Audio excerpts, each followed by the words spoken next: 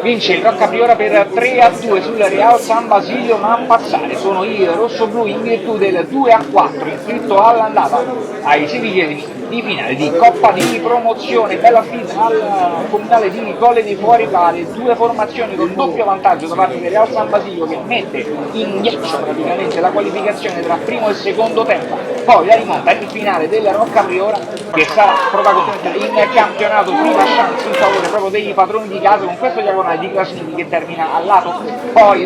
Real San Basilio che si rende pericolosa con questa azione di tiro piccolo da sinistra verso destra, palla verso il centro che doppia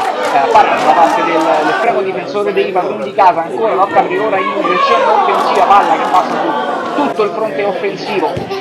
della formazione in maglia bianca, poi colpo di testa ancora su azione da calcio di punizione e spera che termina in calcio d'angolo, in vantaggio da parte di Real San Basilio, arriva con Cardellini che mette il pallone in rete di testa al 37esimo della prima frazione di gioco dopo la sostituzione con il numero 18 che era entrato al posto di Tortolano, infortunato al 26esimo della prima frazione di gioco. Le immagini passano al secondo tempo, il Rocca Priora a partire subito in azione offensiva, lunga azione da parte della formazione in maglia bianca, poi corner, colpo di testa con parata da parte dell'estremo difensore ospite e palla che termina in corner, in contropiede il Real San Basilio si rende ancora pericoloso, prima con questo destro che termina in out, poi con l'ingresso di Ioiono che ruba il pallone alla difesa dei padroni di casa e si vola in contropiede, tocco sotto quanto batte, 0-2 al 29esimo del secondo tempo.